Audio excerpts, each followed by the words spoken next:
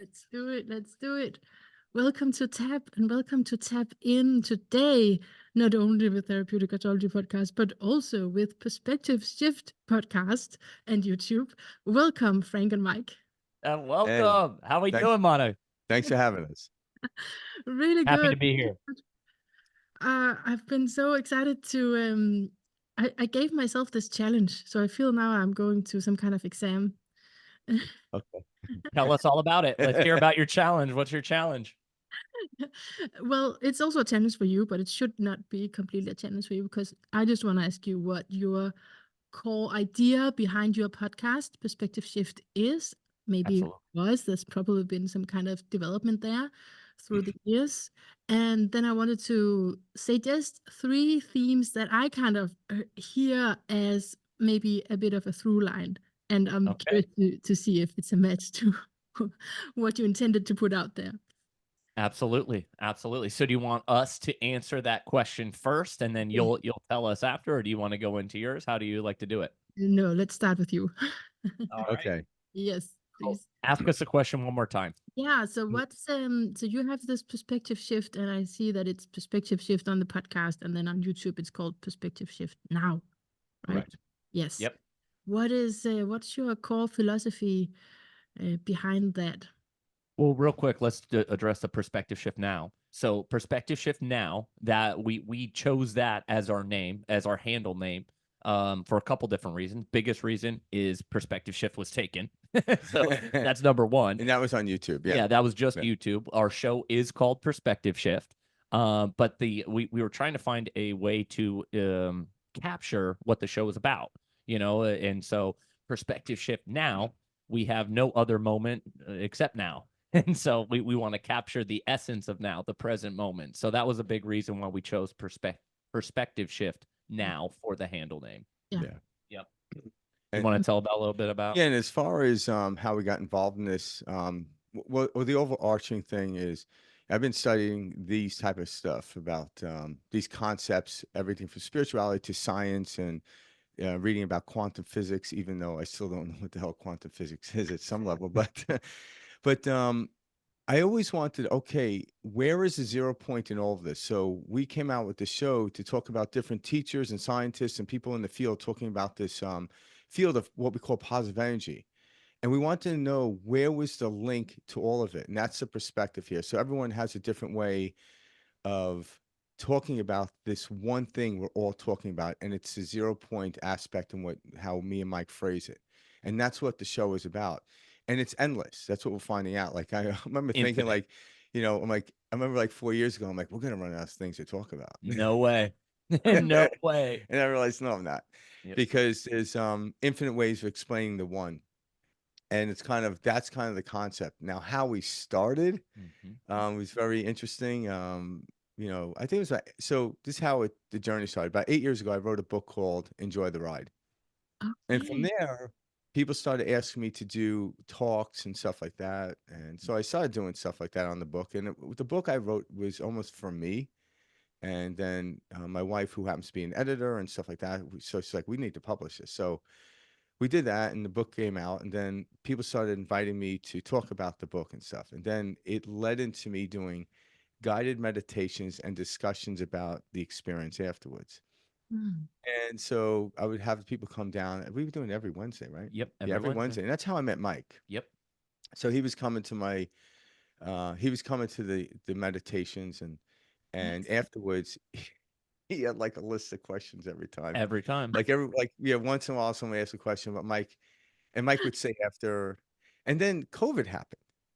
So Mm. because COVID happened, it went from like, I don't know how many people were showing up, but it went down to like 4 or 5 I people. was gonna say we had 12 usually to Yeah, 15 people each yeah. And session. then, yeah. And then all of a sudden it narrowed down. And then one day Mike's like, are you still going to do this? I'm like, yeah, yeah. I'm like, you That's when know, COVID started getting real strict, and people like really weren't going out. And so yeah, it was just me and Frank. yeah. And I honor everyone's beliefs on COVID and how they looked at it. So I wasn't really, but I'm like, but if you want, we can show up. Mm. And so it got to a point that when people were saying, hey, can you do a guided meditation over Zoom? So we tried a couple of times. It's very wonky because the music was playing. doesn't really translate well over Zoom. Mhm. And to get everyone onto the same piece of music where they're at would have been too convoluted. So then one day, me and Mike, like, let's just record this and the discussion aspect of it. So me and Mike still did our meditation. Yep. And we still do. We still do We to just this did it day. right before we came on Every with you. time before I Mannah. got on the show, we do a breath work and a meditation. We've been doing this for 4 years straight. Yep. And then we get on, and it kind of sets us up for the show. Yep. And so that's kind of how it happened. And then we started doing it. And then here we Oh, are, 4 years later. And I got to throw a little bit of extra into this too. yeah. So Frank's a salon owner. He owns his own business. He owns a salon. And so my family, specifically like my mom, had been going to Frank for years. She's been a client of Frank's. And so I remember about, I don't know, 6 years ago, something happened. I needed a barber. I needed someone. And so she was like, hey, go to my guy Frank. And I was like, absolutely. So I started going to Frank on a regular basis. You know, exactly, just by happenstance, right? So I start going to see Frank, and we started getting into like these deep conversations. Why, you know, every month, you know, I'd see him, you know, to get my hair cut and, you know, do my thing. And we were having like these talks. And I remember like beginning to open up to these type of concepts because I've heard concepts like this throughout my whole life, but it was always from people that like I did not, you know, I guess I didn't look up to, I didn't admire. I kind of was like, oh, you know, Oh, you're just you saying look that. up to me? You know, truly, I do. And I remember being like, you know, when Frank was talking about these, not only like could I tell it was truth, you know, because, you know, we all know somebody's like full of shit, you know, when you're talking with them and stuff. So I knew there was something more there, but it was also now coming from somebody that I respected. And I was like, hey, there's more to this information that I've just kind of brushed off in the past or been like, oh yeah, whatever. That just sounds good to say, you know, or, oh, that's woo woo, or, oh, and there's nothing to this. And so I started to like really like look into, I was like, hey, there's something here. And so gradually, you know, this relationship started to form. And then Frank, you know, encouraged, hey, come to one of my meditations, you know, come to one of my events. So I slowly started to get my feet wet, you know, with these different meditations, and it started to open my eyes to all these different concepts. And like Frank's saying, you know, I'd always come with like this list of questions. And it was funny because I would be asking about, you know, well, what about this? And, you know, what's your take on that? And it's funny because that list of questions starts to dwindle as you understand these concepts, and you get to this state of knowing where it's a trust, it's a knowing, it's a cool, calm, collected, you know, awareness. And that is kind of how things transitioned into where they're at. And then, of course, through COVID and whatnot, we started, you know, our own conversations on these topics. And like Frank was telling you, perspective shift is about it bringing together all the commonalities. We're all out there, you know, talking about the same thing. All religions are talking about the same thing. Science, you know, is talking about the same thing. Our entertainment industry, you know, when we're talking about flow and being in this state, we're all talking about this same thing. And so when we have the opportunity to highlight that and show people like, hey, we're all talking about this 0 point, this energy field, this ether that's around us, but we're all talking about it in different ways. Why don't we tie that all together? You know, let's show the different perspectives that are out there. And that's really where it was all born. Yeah. Oh man, I have so much I want to both ask and also say, because in the back of my mind is your birth charts. And thank you for sending them, because that is such a match, I want to say. I mean, it, without saying negative or positive, because you can use anything in the direction that you want to, but it's such a match in a way that I think the souls just wanted to meet. And yeah, I don't want to go into too much technical stuff about it, but it's direct contacts. So when we have something called a conjunction, two planets attracted towards each other, it can be up to 10 degrees, but yours are on the same degree, and it's like, whoa. Yeah. So there's that. I can feel that. Yeah, it's really about, it has to do with the moon and Jupiter. Okay, very interesting. And so the moon is being each other's support system, and Jupiter is the belief. And I was also thinking when you were talking, and maybe we actually should do a little bit like for the listeners, just so we know who's who. Like Mike, you say Yep, hi. Mike. Okay. And I'm Yep. Frank. Yeah. Yep. Yeah. Because that's how I felt when I was only listening and not seeing the YouTube. I was like, wonder who's who. Yeah, Anyway, which is which? Yeah. yeah, which is which. But Mike, you have Frank's the one from New York. Yeah. It's easy to know. well, I wouldn't know, Oh, Yeah. okay. Yeah. I hear you. Just- From Copenhagen, right? American. Yeah, right. It's just Yeah, American. it's true. Right. It's just different. Yep. So I couldn't tell. Anyway, Mike, you have Mars in Sagittarius, and that's the questioner. And I have like a lot in Sagittarius, and I identify heavily on being an interviewer, right? So I just when you said something like then the questions kind of stopped, and but I was just thinking to myself, probably you still have questions, right? Because it's like that's what it wants to do. It's like living for the search also, like finding the answer, yeah, but also searching, right? Like figuring it out.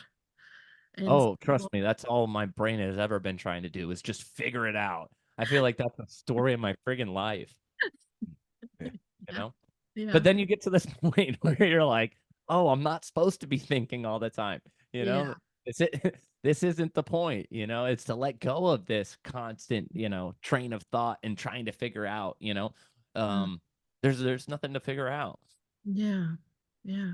So you're using that curiosity in a different way now, right? Very well said. Asking different kind of questions. Okay, so do you want to hear what I thought your podcast was about until you said all of what you just did? Yeah, Please. please do. Yeah. Because, yeah, That's I even love, better. we want to hear your perspective. Yeah. My perspective on your perspective is you talk about the meaning we attach to our own character and story and labels and beliefs versus I am and meditation means becoming familiar with. Mhm. This is one. This is only one. Okay, I have three of them. This is one. What do you recognize this? Oh, Yeah, absolutely. absolutely. Yeah. Yeah, that very much so resonates with what we're trying to do. Yeah. Because we often use the analogy of, say, actors and actresses taking on a role to fulfill a story, but the actor himself isn't the actual character, but they jump into the character. So who we are, in a sense, is the soul or the actor playing a role to fulfill some experience. And that's how, so the actor is able to detach from the character. They don't care. In other words, Tom Hanks is no longer Forrest Gump. Yeah. And so the concept of Frank is like Forrest Gump to the Tom Hanks is what it is. And when you get to that, when you get to understand that conceptually and then you start to experience it, you can enrich and deepen the characters where a lot of times we think this is who I am. I'm like, no, it's a character you're playing. There's going to be other roles, and you can actually shift the character. You can make the character himself. Because even when the story was written about, say, Forrest Gump, Tom Hanks had to come up with Forrest Gump. Mm. You know what I'm saying? So yeah, he read but the directors and the producers had no idea to present how he would present it, and he did. Hence why he had the role. And when we understand that at some deeper level, it relieves us of all stress and anxiety about living this life. And that's kind of, yeah. So when you hit that, that was perfect the way you said it, It because is. that's how we look at it. But why, The only- can you say more about why does it relieve us from anxiety that we know that it's a role? Well, like if you are an actor playing on a stage, and say you were playing, like let's take someone really ferocious. Say you're playing Hitler. You're an actor playing Hitler. You aren't Hitler. The Mm. action which Hitler did, the actor has to perform. But when the play is over, all the actors go backstage and they start hugging each other. Even the actor who played, say, a Jewish person in a concentration camp will actually hug the actor who played Hitler because of the performance. And we're So, trying to play out some cosmic mm, story here. mhm, And we don't know why these things are offered into our world. I'm not saying the souls condone it, but they also let it play out. And when you understand that, as an actor. Like maybe if Hitler himself understood that, he wouldn't have done what he did Mm, because he was so immersed in the role, it got vicious. And that's mm, kind of how, when you start to understand that and live that, like you don't have to do that. mm. You know, Disidentifying from that yeah, part. it's solely identifying with the character that we place out there. Where if you put distance between you and the character, like every actor does, you can fulfill the role. Like a director could say, "Cut. Hey, this is not working out. Okay, let's do it again." Mm, And that's kind of how I look at it. yeah. I see it as like too, like imagine if you came to this plane, this earth plane, and like from a child we were told, hey, you've had multiple lives in the past, you're going to have multiple lives in the future. Mm, You're coming to this plane to learn and remember who you are and what you are, and how different life would be if we were taught something like that at a very young age. But we're taught quite the opposite. We're taught that we're just our five senses, what we see, smell, hear, and touch. Anything that we can't see is not real, and can't be, proven. The only thing that exists is matter. And we're put into this little box. You're born this gender, this race, from this country, from culture, etc. And we're given this identity. And then when we spend our entire lives defending that identity, you yeah. know, rather than, looking at, hey, you signed on, like you, just like signing a contract, you signed on to a role you played. You chose your parents, you chose the situations, and you came to this earth to remember truly how powerful you are, as well as learn a series of lessons that you would like to deepen your experience on or about. If we set things up like that, these situations we all go through in lives, these horrific events like Frank just described, or these tough events with, disease, cancer, our family members dying, all of this, we feel like our lives are falling apart. And Mm, when you can create some sort of, or when you can create some separation from that and look at it as if you signed on to this role previously, which you did, on a higher level, and it takes the sting out of a lot of stuff that's going on, in your life, and you can look at it from a different angle or a different perspective, as Frank and I like to say, mm, of what is this teaching me? How is this bringing me closer, to myself? How is this helping me remember who I am and how powerful I am? And then these situations take on a whole new light. Then these are moments of growth and you're evolving, rather than moments of pain, suffering, destruction. And we've all been taught that these things happen to us, they don't happen for us.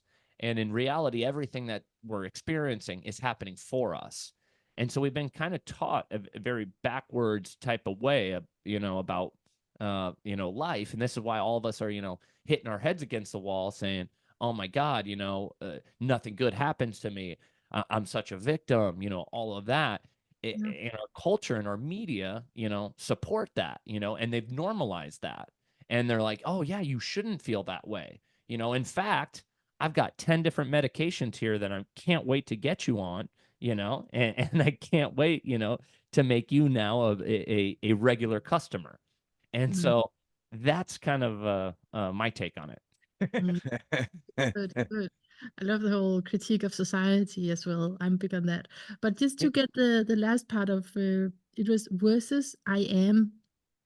So that's what you just said was the first part, right? And then versus what are we really? You talk about I am. Yep. Mhm. Uh, That's all we are, is the Yeah. I am. Yeah. And now if you look in the Bible, it says I am that I am. Yeah. But if you actually put a comma, I am that I am. So then it's like, so as an actor takes on a role, I am this character now. But the I am is actually one deeming that and then looking over it. So most people like say, I am Frank. I'm like, no, I am that. And then the character Frank I'm playing. So whatever perspective you put into that, you're going to get the same result back. That's like, I think that's the third law or fourth law in reality, and is what you put out is what you get back. And these laws we talk about, I call them truths or facts.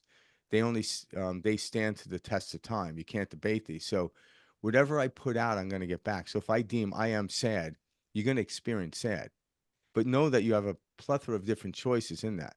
And there's And nothing you wrong claim with, them. yeah, there's nothing wrong with sadness. Sadness is a great teacher. It can get you somewhere. So I don't look at these things as bad or avoidance, because avoiding your emotions of sadness, depression, everything else is what leads us down the road of destruction. But when you actually immerse yourself in, they're great teachers, and then they Mm, awake you to this realize, who knows I'm sad? Who knows I'm depressed? That mm, in which knows that is not that. The mm, awareness. You know, mm, you know, and just like we're observing something, we are observing it. And there's something in us that's always observing. Observed me when I was 5, when I was 10, when I was 18, and sitting right here talking with you. That observer never aged, never changed, is always infinite and everything else. And that's the place I go back and seed myself into whenever I get lost. The true self. Yeah, I forget this every day and have to remind myself every day. Sure, but this is Of their most natural Yeah. state. But then it's like, oh, wait, hold on. So I'm playing a character, and you know, Eh, and my y- wife will let me know if I step out of line. the but Frank nailed it with that. That's how I feel about it too, Mannah, which is just ultimately the I am, it comes when you realize you are the awareness and you're not the character. And so what Frank and I are describing is developing this level of awareness mm, to, hey, who is suffering? You know, who is this character that, you know, that we've developed, this identity? You hear people talk about the ego. You know, mm, they almost talk about like that the ego is this bad thing. Well, we need an ego to have a character. And so mm, the ego is not a bad thing. The ego is something, you know, we utilize, you know, to in this experience. That's how we experience the third dimensional plane, you know, is Mhm. through a character that we've developed. And then you realize the I am, the awareness, has the ability to get in there and direct the attention, the energy, you know, to which character I'd like to play. Hey, you know, this feeling of sadness that I've carried for 10, 20, 35 years now. Yeah. I'm tired of playing that character. I And think, that's when the I am steps in. okay, Yeah. good. I think we need to move on to number 2 because it might have to Okay. do with it. As Perfect. Throw it at us. number 2 point that I've heard from you a few times is about synchronicity and knowing that, or if you're on the right path, and versus, I'm not sure if there's a versus in there, if it's connected, but versus the pathless path and non-duality. Um, yeah. So non-duality is actually the person witnessing that, right? So Mm, when you bring closer, so there's moments when you understand non-duality, because this is all, the physical world is all an illusion. Like, we don't know what's happening, but our experience is the reality. All right. And what I deem to be illusion is something that doesn't remain. So just like today will not remain Monday, mm, it will soon turn into Tuesday. So that isn't real in the other sense, but it doesn't mean it's fake or whatever. It just means we don't really know what's happening. So anything could come apart. So when you look at the physical world, it's the most amazing thing, but it comes and it goes like the wind. But the thing that witnesses it never changes. So that's the non-duality aspect of looking at that. That being said, we came here to have experiences, and we formed this place called duality. And this is where I'll throw duality and non-duality in the same arena. It's called Trinity. There's part of me that's watching both dualities. So it's called the Trinity, and religions use this too. So it's a way to partake in the duality of life without being pulled into it. Like, without again, identifying with it. great, a great actor, once the director says cut, goes back to being who they are. They don't, there's some actors that have to play the role fully. Like, they get into what they call, what's that, Oh, method method acting, acting. Yep. and they Mm, get stuck in the role. And again, there's nothing wrong with that, but a lot of great actors don't do that. Once it's cut, they go back to being who they were prior to that. mm, And so playing, so now there's this game being played out in the duality, right? And just take any game out there. When you're on the field playing the game, you want to play as best you can, and you want to know the rules, the regulations, so that there are rules laid out in the physical world.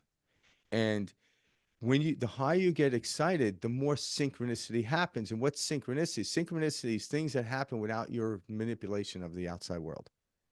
Kind of like me and Mike meeting Not was thing. forcing it. Like, I didn't say I need a person to do this, and I need to, yeah, I didn't force it. I didn't have to capture him. He didn't have to capture me. We just we fell in sync. And like you emailing us to be on the show, we didn't go out there and try to get on the show. So the higher we get in life, the more synchronicities happen, these beautiful moments that you realize, wow, just like Christmas morning for a child, like how did Santa even get down the chimney and get me that gift, right? It's like these are brilliant things because the energy level we're at. So the higher we go, and we like, and everyone knows where they are. There's no ceiling.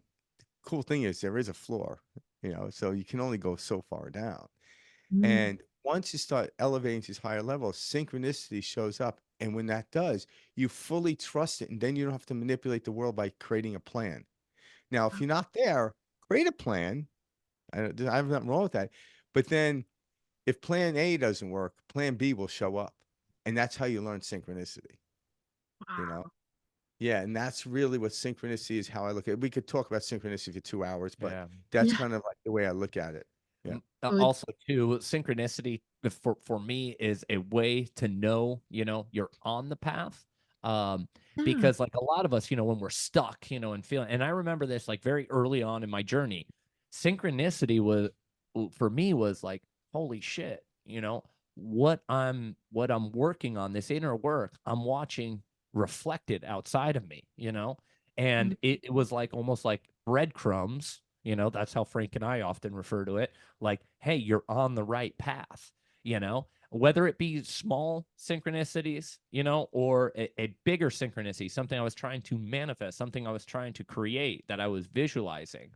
But you begin to see doors open and things happen, and you're like, holy shit, So the this pathless this path, works.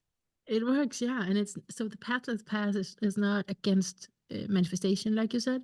No, not at all. Okay. No. It actually Yeah. works in synchronicity with it. It's, Where it's people this get, and that. yeah, when people are not in that pathless path, what happens is they say this is wrong, this manifestation is wrong. I'm like, you don't know enough to know this manifestation is wrong. This should be this way. Yeah. And if you go back to one of what you put out is what you get back, or what we now in modern times call Law of attraction. law of attraction. So it's kind of like it lets you know what state you're in. And in any moment, like if I could attract something that I deem to be bad, in any moment I could change my perspective on it and say, this is actually good. Mm. All of a sudden my field of energy changes. I don't need the outside world to change anymore. That is the pathless path. Now I'm enjoying everything. It's Mm. because, That was well and we have said. to loosen up on perspective, not give it away. Like, perspective, I mean, not perspective, um, preference.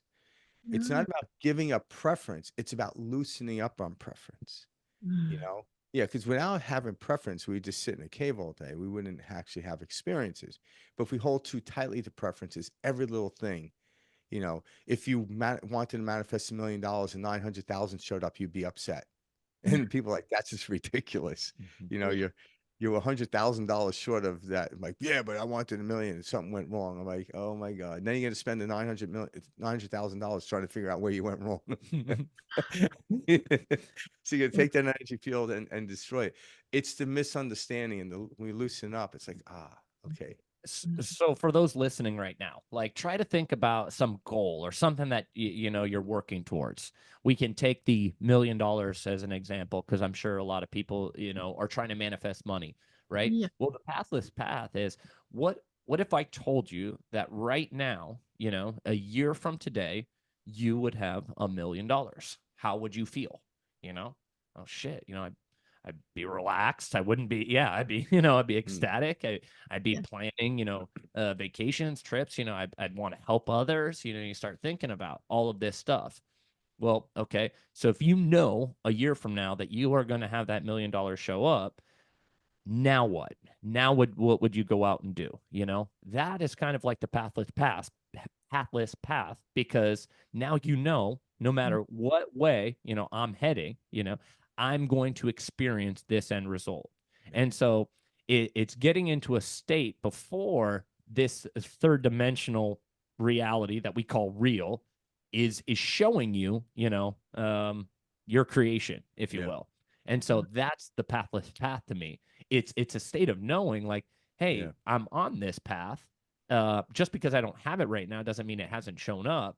And whatever's coming my way is helping me to achieve and get me to that end state.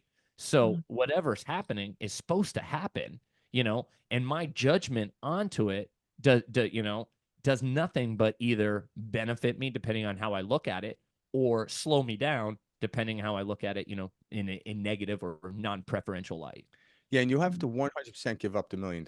Yeah. Because if you need the $1 million, you're actually creating conditions. We came here to live unconditionally. But the world is still going to happen. There's so many people and there's so many elements in the world. You're going to have an experience. But when we could get to the point where every experience is good, I think that's the growth of the soul and the character attached. So that's it. And there are days when I'm on the pathless path, and the days when I'm trudging around and I forget and have to go back to that place. So, but when you're there, everything is $1 million. Even someone smiling at you. I'm like, we landed on this planet called Earth. We already won the lottery, people. Yeah. And if you understand how conception works, Yeah. we already won the lottery. We did. We're just spending it poorly, like wasting your money, energy. But right now, podcasts like yours, podcasts like us, and a multitude of other ones out here, the theme of humanity and the story, underlying story, is starting to change. It is. And we can sense it.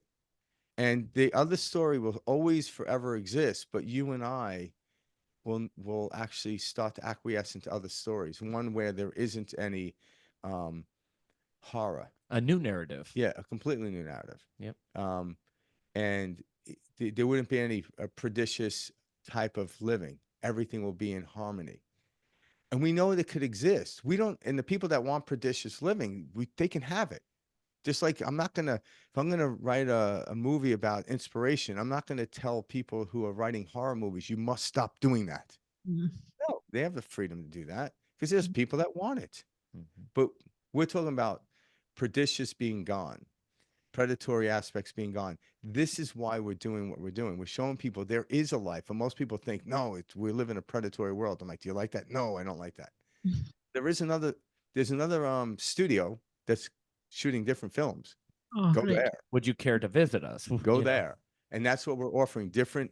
We're not knocking the other ones. If I knock them, then I become prejudicial. I'm a predator, but a predator. I don't want that.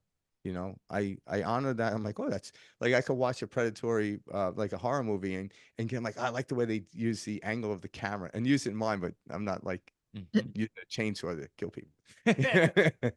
To sort that out, filter that out. Yes, exactly. Yeah. Wow. Yeah. Okay. So I think that you may actually have answered number 3 here, which is even better. external parameters that we think allows us to feel good. So it's the conditionality versus the state of peace. I have to change and fix the outside versus caring for your own song of frequency. So that's how we've been taught. We've been taught I have to fix the outside world in order to feel peace. Yeah. And this was a big thing on my personal journey for me. I remember like I felt like I did not deserve to relax because I had not yet earned it. I hadn't gotten enough, out of, where I wanted to be in a career, or I had not made enough money to relax or feel deserving. And everything was based on these conditions that were handed down to me, from my parents, grandparents. They're handed down through movies and television, where I'm supposed to be at, what my family should look like, what a career should look like at this age. And I'm sure this is something we all have experienced, throughout our life. It's a common theme, but we have these conditions, and until these conditions are met, we don't allow ourselves to feel love, happiness, well-being, deserving peace, all of these things that we say we want. We don't allow ourselves to experience them because we feel like we haven't deserved them yet. And we have been taught, we've been bamboozled, we've had the wool pulled over our eyes this entire time, and we can't experience these feelings until we give them to ourselves. And there's nothing that we have to do, nothing to be deserving of peace. When love, did you have you know, that confidence. realization? When did you have that shift for yourself? It was, I would say, about 5 years ago, about a year into my journey, because I've been on the path now for about 6 years. Mhm. And I've been about a year into it is when these concepts started to really click. And it's at that point I realized I was holding myself underwater. And, Oh, yeah. and it was me who had this choke grip on saying, "You're not good enough. You haven't achieved enough. You don't deserve to feel peace." And Mm, I'm sure a lot of us can relate to this who are listening. And I realized I had the choke grip on myself. And I mm, was like, oh, I can, I, I'm the one holding myself underwater. Yeah. mm. And for me, I grew up in a household where my dad would play pranks on me and You're joke around. And like some of my favorite TV shows were like hidden camera shows. hell yeah. And as I got older and realized all the stuff that we were taught, it was almost like, okay, they're playing a game on us and I look at this for a very good reason because it's almost like you ever hear this story like if a kid get caught smoking, the dad will shove him in a closet and make him smoke a carton of cigarettes. That will Mm, end their smoking.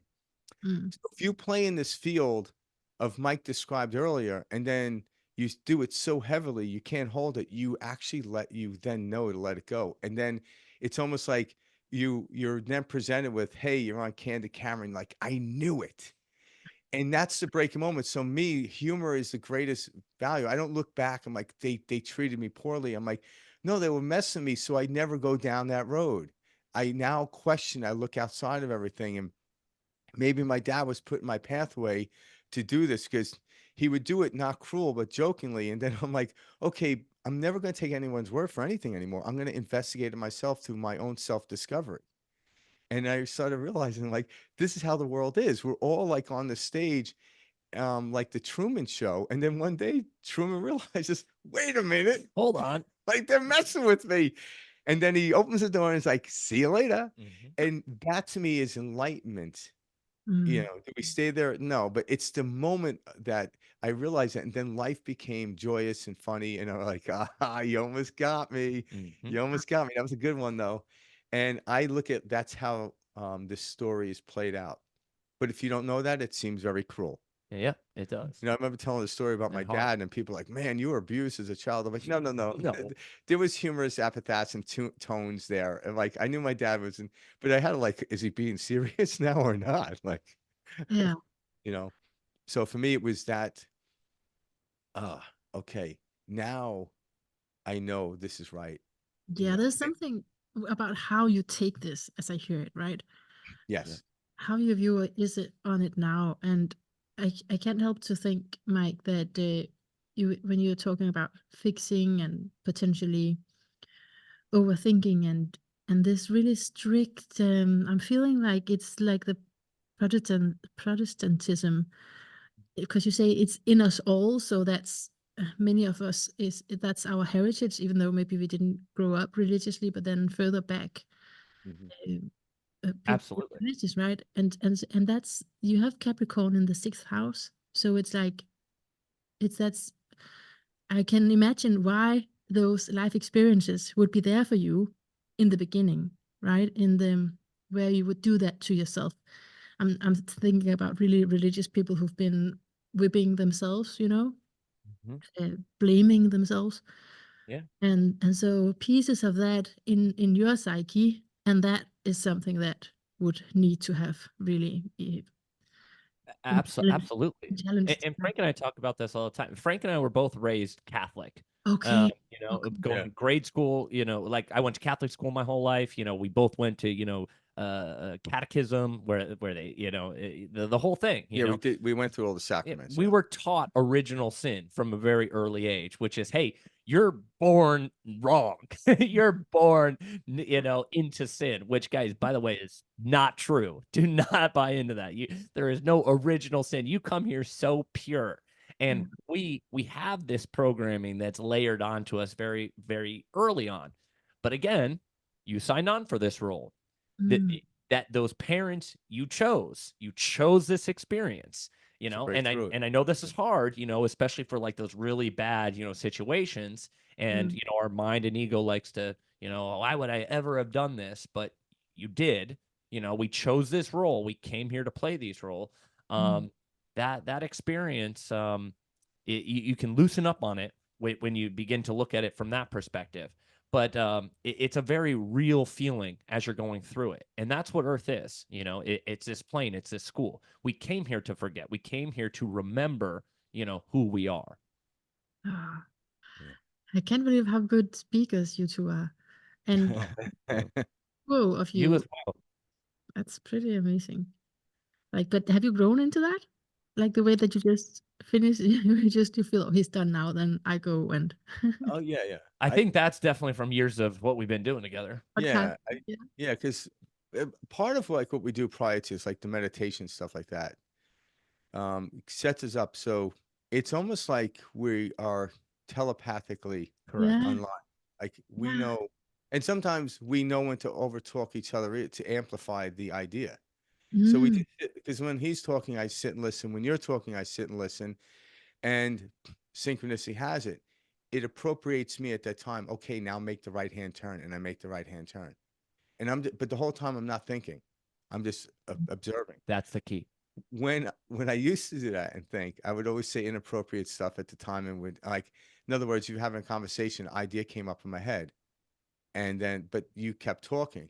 I have to let go of that idea. That might come out later, but if I held on to the idea and you were talking and I try to insert that, it would be awkward. It doesn't make sense. So I no longer do that. I just sit there and observe, stay in a nice relaxed state.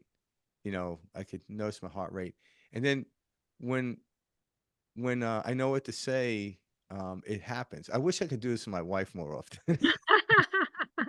It's the two of you. But It's Yeah, my most sometimes it natural just, state. I don't like, are you talking to me? You know?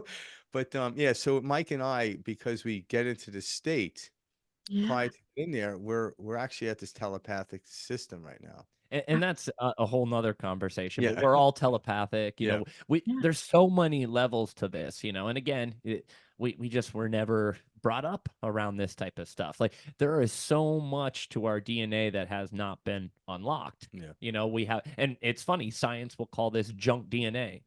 There is nothing junk about your DNA, you know, there's different levels that we have not turned on. And it's, you know, because we don't know how to use this instrument properly. We were taught we're a person. No, you are a soul that has an instrument. Yeah. Or it's kind of like any movie. Are you familiar with the Rocky movies? That's with the dog, right? No, that's the The boxer. boxer, Sylvester Stallone. Okay. Yeah. Probably not. The reason I bring him up, it's like, these one of the top box selling movies of all time was Rocky. And here was a man that was pretty much living on nothing, one bedroom apartment, had nothing, and he made his way to the top of the game. So Mm. this theme is running through our life. And what it is we sometimes put ourselves in a narrative that we're less than in order to feel the growth, in order to expand. So we came to Earth that has tremendous amount of gravitational pull, but how can I feel light? Well, that's the game.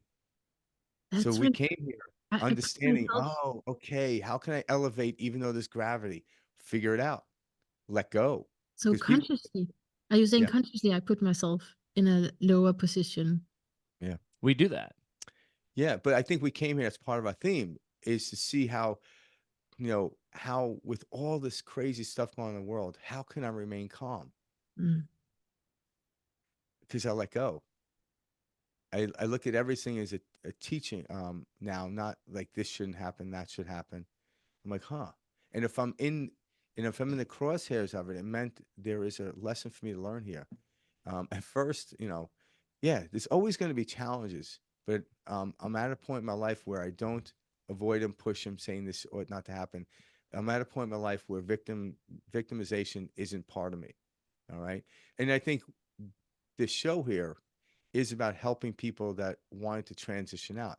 So for people that are victims, I tell people, don't get upset at victims because they're playing out a role. And sometimes they could show you that you've come a long way.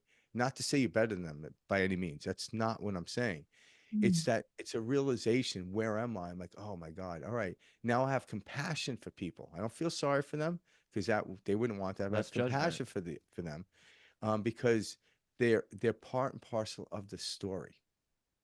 But I can only really incite onto me what's going on.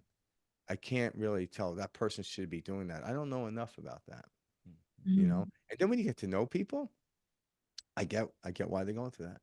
Mm. I get it, you know. But you know, You know, we've all heard that story. You never know what somebody's going through. yeah, Don't Yeah. judge a book by its yeah, cover, all that type of stuff. It comes from what we're talking about right here, yeah. which Mm. is if you knew what that person was going through, it would change your entire perspective on that judgment you're making about them right now.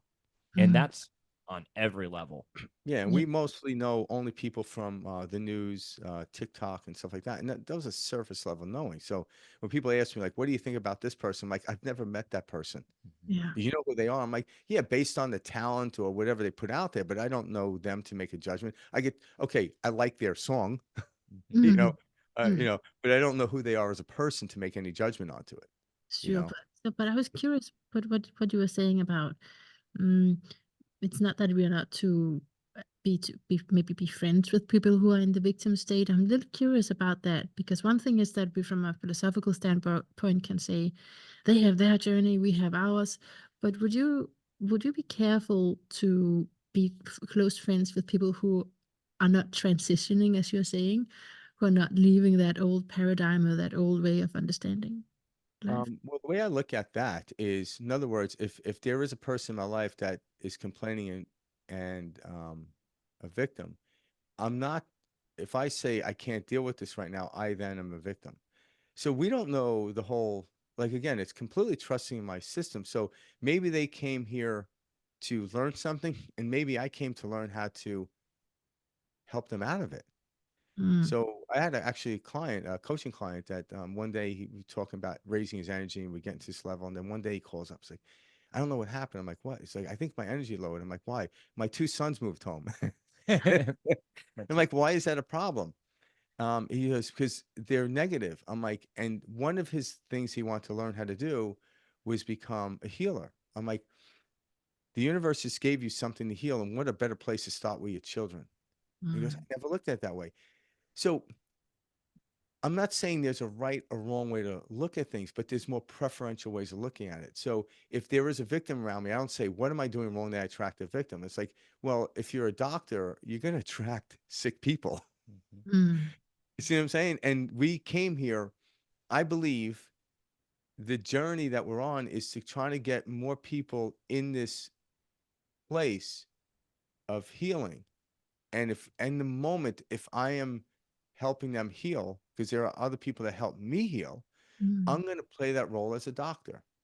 But at the same time, I give no insistence. If I give information out there, I have no insistence they have to take it. I write the subscription or prescription, I should say. Mm. And if what they do, what they may, and I don't judge them for it. If they keep coming back, I'm like, have you done the breath work? Have you done the meditation? No. I'm like, Mm. well, why aren't you? Mm. And if you do it, something's going to happen. And So that's why it's difficult to be actually with in an equal friendship with someone, right? yes, yeah, like yeah, I have great friendships with people that complain a lot. When I what I tend to do is I can steer the narrative. Like I have people that come into my life where they'll be like, tell me like, yeah, my husband died 2 weeks ago, and somewhere in the 2 hour conversation, we're laughing. And my job isn't like I got to get them to laugh. I don't know where I'm going. I'm sitting there quietly. I'm like, oh, I'm sorry to hear that, and I let them talk, and all of a sudden a moment comes. Again, I'm sitting there listening. A moment comes for me to inject something without, and I have an intuition to where I know I'm not going to offend them, Mm. and then somehow we're laughing. I don't know how that happens. It's like we're letting it happen. I'm not choreographing it. I'm not controlling it because that would be weird and insensitive. Mm. And also, when you get around these people, I'm like, this is why we're here. So, yeah. And then that negative person created some positivity in my life, gave me some meaning, if you want. Mm. So I don't look at anything like I'm trying to avoid it. If it happens, it's here. That's the pathless path. I deal Mm. with whatever's on the path. I don't like this path. Let's find a new one. Because you're gonna find a pothole on every path. I'm sorry. It's Yep. true. Just learn how to, you know, you know, repave it, walk around it, or go in it. Who cares? Yeah, Go you'll right learn. in. Yeah, but if you keep avoiding every road that you see a pothole on, you're gonna You're gonna hit it's a gonna dead end. you're gonna be in a revolving door. It's gonna be crazy. Yeah. So I'm really hearing your sun square to Neptune in what you just said. So the sun being your personality. Mhm. Again, like you were just talking about who we take ourselves to be, right? And then Neptune dissolving all of that, like Mhm. really dissolving all of that and surrendering to what you're just talking about. So, Yeah. so I'm feeling, yeah, that's what I'm feeling as you speak in your Yeah. from your chart. Do you have any questions for the astrology part of this? Yeah. You're talking about the charts? Yeah. Yeah. I'd like your take on it. I would love to hear your take, like an overview based on, what you're looking at. I'd love to know how you see this reflected back Yeah. throughout the show. And how did you get involved in the podcasting and Yeah. astrology and stuff? Because Oh, I find astrology very fascinating, and interesting. But right now, part of my journey, I come across it with we've had a couple of people on a podcast talk about that, Yep. um, and I find it fascinating because there's a 0 point Mm-hmm. that you're coming from a different perspective, and I think it's becoming more um, accepted now Mm-hmm. in society, where years ago, like, I remember talking to somebody and they were spot on. And I tell people, I'm like, you believe in that stuff? I'm like, well, it's not whether I believe it or not. Like, the person told me stuff that actually was occurring. And it wasn't like Facebook was around at the time, Yeah, for it's them, undeniable. to like, how did they know this? Like, it wasn't like, they, there wasn't an ability for them to do that background check on me to gain this knowledge. And it was specific stuff. It mm, wasn't just generalized stuff. And I'm like, there's something about this energy that people mm, really have. I don't have that energy. Mine is intuitive, and I know what they need to get over the hump. I yeah, know how to present it when they're and not generalizing. I mean specific. So people always ask me, what should I tell this person? I'm like, I can't, there's no handbook for that. I tell you this, you get into a great state, mm, feel calm, listen to them, and you'll know what to say. Everyone yeah. has this ability. It's not just me that has this ability. No, no, I no. just don't have the Yeah. ability like you to read it through another narrative that has accuracy to it. It tells a brilliant story. So there's something about the way that you get information, and then there's also the thing that philosophies of different kind can be true at the same time, simultaneously, right? So for sure, I feel like what you talk about in your podcast is a great match for astrology. It's a great fit because that's also just like the birth chart is who we take ourselves to be, and this is who we pretend we are. Um, and it goes deep into the path and generational trauma and all sorts of things in the background. But when we're here now, what do we do with it? Then something it's going to be easier for you to act in a certain way because of your specific chart. But what you just said, that is always true. That the higher vibe you have, the better you're equipped to meet the challenges that's going to arise. So I Yeah. love that. Yeah. mm, I've done the readings too. Like I've done a natal chart reading in the past, and I yeah, couldn't believe the level of accuracy and how yeah, much it resonated with me. And when you meet with someone, such as yourself, somebody this is a passion, this is something that they love, like it comes through. And I love it too because like I've met with different people. We've had different people on the show, and there's always some little bit of a different perspective that yeah, channel, if you will, offers, or that, uh, yeah. the way Don't they try to read. make us agree. We Yeah, yeah. Yeah. But and then of course underlying themes that exist. And exactly. those themes are, often, like for me, and it sounds like Frank too, undeniable, where Mm, it's like, wow, what you just described, I very much have experienced and yeah, have been experiencing throughout my life, and you're even nailing it down to what I'm going through in this given moment. Yeah, Mm, and I've talked to people about this, and I know very little about it. But when people ask me, "What do you think about this?" I'm like, "Well, in the act of astrology, it shows you, like, to some degree, who you are." And people are like, "Well, why do I need to know that?" So, because in life, a lot of what we're fed isn't who we are. So when mm, someone could tell you this is your vehicle, so to speak, then yeah, you can fully trust it. And I yeah, think that's the brilliant part. I'm like, that's one thing you don't have to think about now. I'm like, this is who I am. yeah. Uh, and my only experience with what you're doing here is with you ever hear a guy named Richard Rudd? He wrote Gene Keys. Yeah, Yeah. gene keys. Yeah, yeah. Yeah, so the way he gets to your chart is through the same method. Where you were born, your name, the time of birth, and then he lays a chart. And I remember looking at the chart, and I'm like, "Damn, this guy nailed it!" Yeah. Like it. Well, Because he's using astrology. he's using Yeah. astrology in that sense, and I'm like, "Wow, okay." When I'm looking at my chart and I'm looking at all these things, I'm like, "Yeah, that's how I respond to things." So, No, um, I that's was like, really, "Okay," and then if I respond slightly different, this will be the outcome for that. I'm yeah, like, "Wow!" yeah, So it exactly. takes the guessing away. That's what I tell people. And it kind of Yeah. gives you a baseline. Yeah, You know? yeah. Yeah, well, thank you for speaking nicely about astrology. I love that because, like you said, Frank, it's said.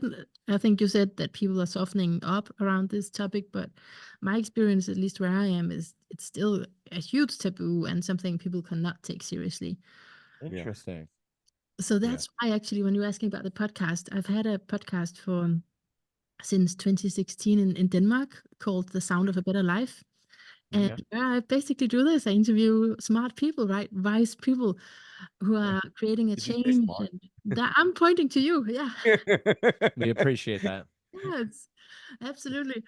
But then when I started the English podcast a little more than a year ago, I wanted the word astrology in there. And I've also become a therapist. So I wanted that in the title, even though a lot of what I do is not exactly about astrology. It's just I kind of just wanted to have more exposure and blend in, like we're talking, and then we can relate it a little bit to the astrology. Just blend it a little bit. That's what I And you've done a phenomenal job of that throughout this podcast. Yeah. you. Yeah. Thank you for that. Yeah. You conduct it very well. Yeah. Yeah. I can see it, and the way you explain, this, planet is in conjunction with this, and you can hear that in this moment. That is those aha moments that we have when Mm, we're reading our astrology chart or learning about, ourselves. yeah. Yeah. And it shows you're on the right path, or it could show you if you're veering off the path. And that's the brilliance about the astrology readings. Mm, And once you realize that, I'm like, oh, that's one less thing I have to worry about. yeah. And that's what I like. I getting to a really supreme place is like letting go of everything that you think you need, because people think, if I let go, I'll fall. And the Mm, truth is, what you're holding on to is keeping you down, not holding you up. mm, And when you start to look at it differently, I'm like, it's like letting go of a sandbag on a hot air balloon. The hot air balloon just rises. It doesn't, but we think we're holding on to a bar. If we let go, we're going to drop. I'm like, no, gravity's already got us as far down as we can go. When you let go, you start to float mm. energetically, spiritually, and, if Metaphysically. metaphysically as well. Yeah. So I've Beautiful. noticed more I let go of concepts and ideas that I think I need to have, I Yeah. become more at peace. And Yeah. then everything I need to know in the moment appears synchronistically. Mm. I already learned the English language barely, but I don't need to relearn that. But the concepts and ideas coming to me like, how did I know this? Well, it's in my DNA. I just haven't allowed myself to go there yet. Mm. Sort of Just like my behind. eyesight. Yeah. My Yeah. eyesight works really well, but if I go higher up the mountain, I just see more Mm, and more and more and more. And mm, so you don't need to work on your eyesight. You just need to get a different perspective on the mountain to see more of the valley. mm. And I think the shows like yours and other shows out there doing this are helping people just keep walking up the mountain and see what happens. Your Yeah. eyes are fine, but if you're in the dark, you don't know if you're blind or not. Mm. But once someone cracks the window, I'm like, oh, I do have sight. I just didn't have light. I just. And the more and that's what it is. We want to keep what's out, what else is out there. I'm like, oh my God, there's so much out there. They could live 1,000 years and still not have enough. Mhm. Yeah. Wow. Okay, I feel like this is a good ending. Plus, time is up. No problem. But I did want to just say a little bit about your chart, if it's okay. Please, Oh, please, please yeah, do, yeah. I would love to hear that. Okay, so Frank, Frank Daly and Mike Kitlas. I feel bad I didn't say your last name before. Yeah, Yeah, but when you sign, you're like Frank and Mike. yeah, Yeah, totally. How you sign it? Yeah. Okay, so Frank, I feel like you are a very, in many ways, like a very self-sufficient kind of guy. Do you recognize that? Because you have a lot yeah. of planets in the first quadrant, so it's like people come to you for Yeah. guidance, like not. It's harder for you maybe to reach out a little bit because that's also something we need as human beings. We need to reach out as well, but for you, it's more like your energy is set up in a way that where other people are gonna feel that they can really depend on you and lean into your energy. Mhm. Yeah. Yeah. When I look at my life now, I've been on this planet for quite a bit of time. Have noticed that. I think some of my downfalls is not also reaching out. I've learned to do that over the years as well. But yeah, that's Mm. pretty accurate. Yeah. Kind of thought of Joe Rogan when I saw your chat. Hmm? You thought of Joe Rogan? Yeah, Does Oh, he have a similar chart to Frank? a little bit. I think they can't. I think it's pretty similar actually. oh, The moon really? is different. The moon is different. Yeah. How do you feel about You're in that? good company, Frank. Oh You're in yeah, good very good company. company. Yeah. Yeah, right. Yeah. I think you should check it out. I think he's born close to you because I've been studying his chart, but the moon is different. So of course, and you can be on different levels and all of that, right? Yeah. But it's just fun when there's a chart and when there's some similarities there. Um, and Mike, yeah, one thing I thought about with you is that you have this complex from 89 where because you're Capricorn and then Uranus Neptune was also in Capricorn and even Saturn in Capricorn there. So you have this huge stellium in Capricorn, meaning that there's going to be, and this can be in the past, right? But there's going to be some kind of wondering about what's right and what's wrong. And then when you are past the whole screw the system kind of phase, then you'll find a system, and that's what you have, right? But this type of chart, then you'll need to find a system that makes sense to you and a spiritual system that's going to be really suitable for a person with this kind of energy. You know what I mean? It's important that there's a system to it, and like step by step you can understand it, not in any ordinary way, but because it's actually rebellious towards tradition, but there has to be some kind of system to relate to. Can you recognize Funny that? you say that. Yeah, absolutely, that resonates. It's funny you say that just because my whole life I felt like I was like searching for this thing. I felt like I kept like running into walls. Like, all right, I'm gonna do this.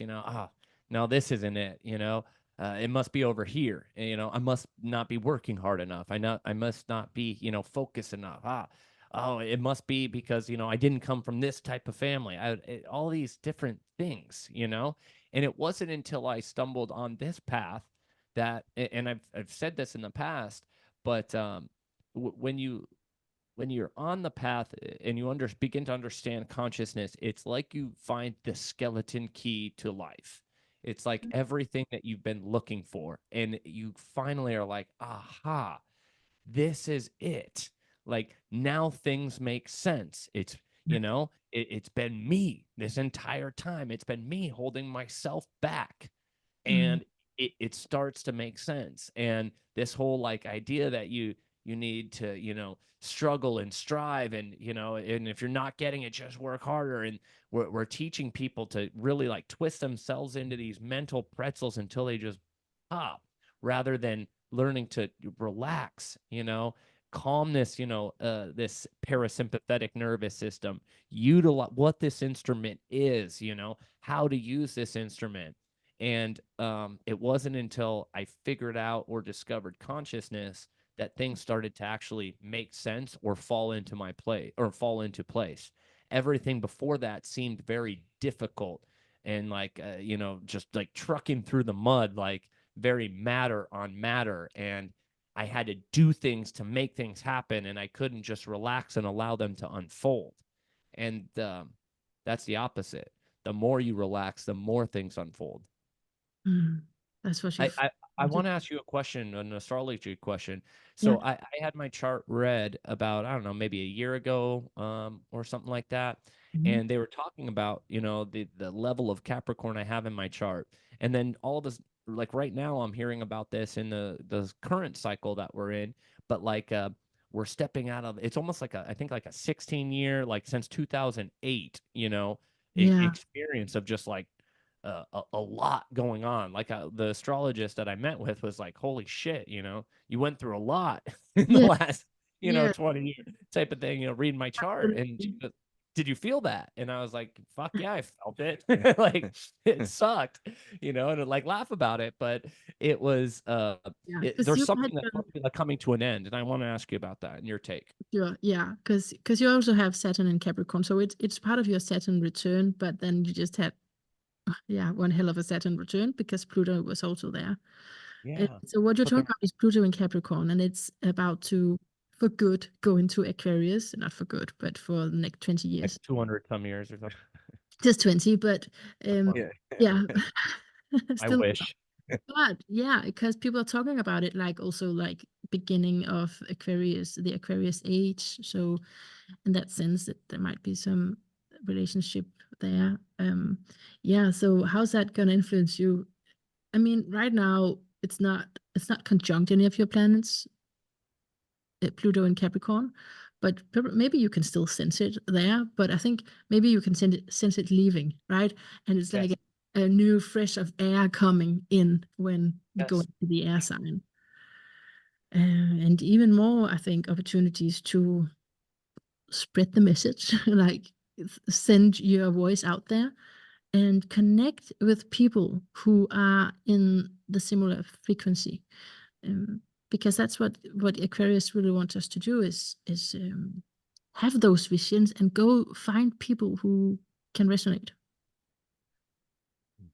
Thank you for sharing that. Very I good. just wanted to get your take on that because I've been Yeah, hearing a lot about it. yeah, Just we're coming to the end of this cycle for Capricorns. And like exactly. you mentioned, I have a lot of Capricorn in my chart, and that can be rough sometimes. But I mean, again, it's the path. I chose this. and Yeah, Pluto and have I to go. realized that it helped make a lot of things make sense. Yeah, I mean, Pluto going over it is going to have taught all of those planets something, right? And what Pluto is teaching us is about shadow work, which is also a combination the two of you have, because one, Frank's Mars is on Mike's Pluto in Scorpio, so it's really about shadow work as well. And that's what Pluto has been teaching all of your planets in Capricorn is like, take it up, look at it, deal with it. No more repression. Good. Can you touch a little bit more on Frank and I and how our charts relate? Oh, but it makes me insane to look at it. It's pretty wild. Is it? I mean, okay, so first of all, you have this wild connection with Moon Jupiter. I mentioned that, but I can say like it's on the nodes. Do you know the nodes? Lunar Yep, nodes. So it's on the I'm familiar karmic with it. points. Yeah. So it's on the karmic points. So Jupiter and Moon on each other's nodes. Yeah. It's pretty significant. And it makes me think that you are related, like you are biologically related somehow. Interesting. Yeah. But maybe just karmically related, right? Yeah. That's how I look at it. Yeah. Yeah. No, but I think it's gonna be too strenuous of an explanation Yeah. uh, Yeah. to go through the technical stuff, at least for people who maybe not. But I can say, okay, say one more.